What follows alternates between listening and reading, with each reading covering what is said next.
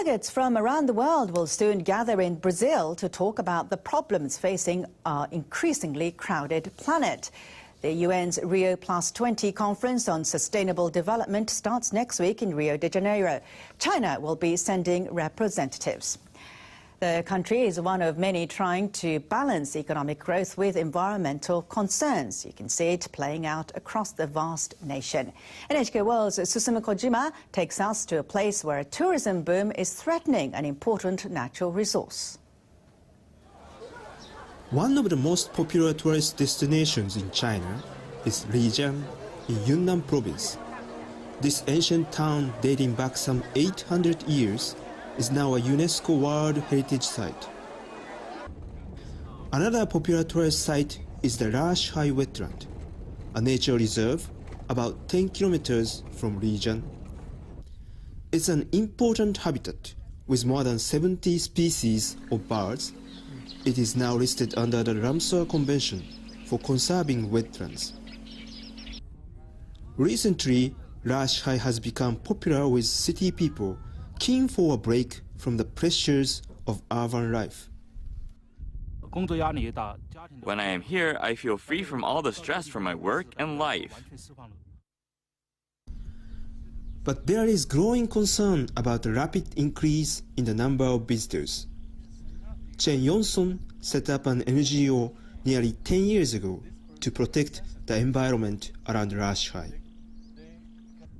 Chen is worried that the huge amount of garbage left by the tourists is affecting the lake's water quality. Local restaurants are also dumping their garbage.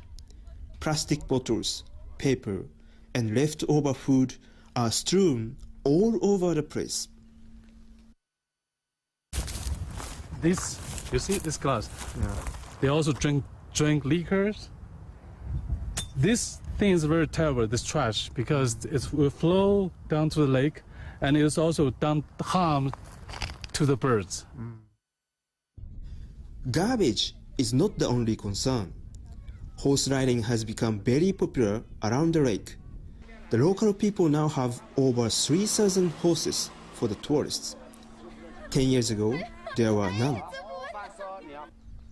The problem is the horse dung.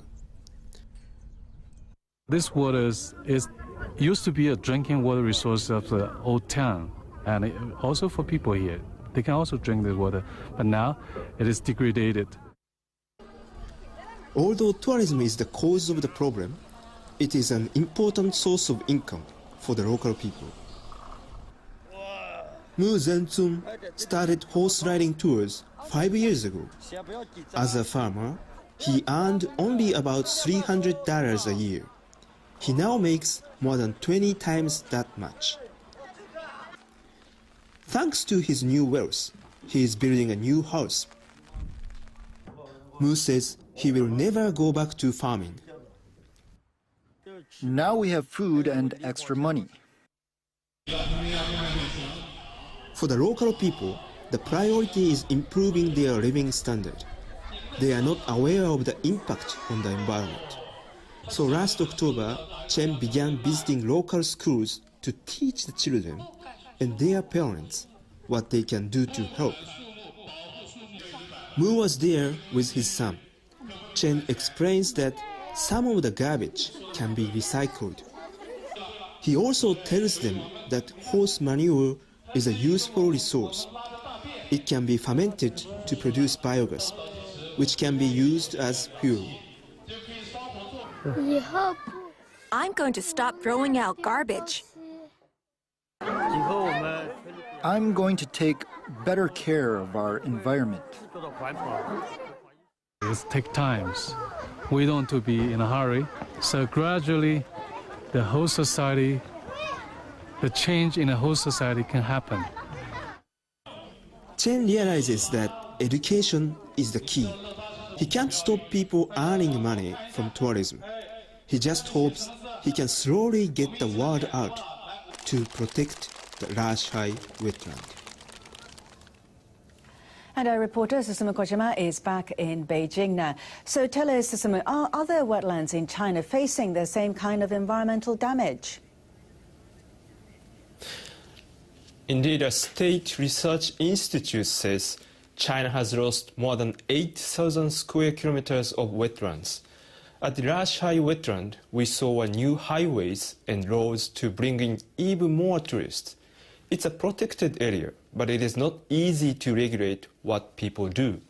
This is especially true as tourists bring in so much money into the nearby city. Rashai's attraction is its natural environment. If that is destroyed, the tourists might stop coming. Balancing business needs with environmental protection won't be easy. Right, thank you very much there, Susumu. That was Susumu Kojima in Beijing.